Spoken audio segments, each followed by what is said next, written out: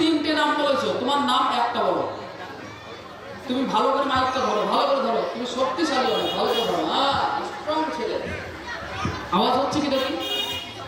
হ্যাঁ, দারুণ আওয়াজ হচ্ছে, ভালো ছেলে তুমি। কটা নাম বললে তুমি? তিনটে না একটা? তিনটে নাম বলেছো। তোমার নাম কি তাই বলো আগে। রিভাজ।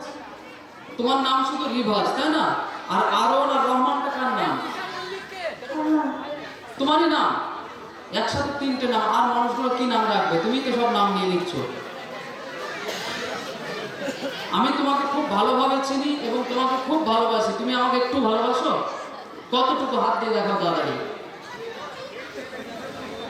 মানে এরকম করে মারবে আমাকে?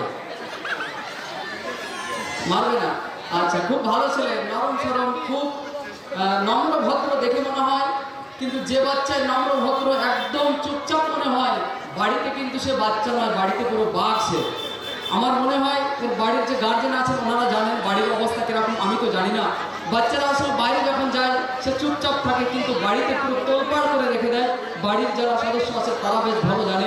তো রিবাজের কাছ থেকে আমরা এখন নামাজের শারাইত শুনবো। চলো বাবু, নামাজের শারাইত তুমি শুরু করে দেখি।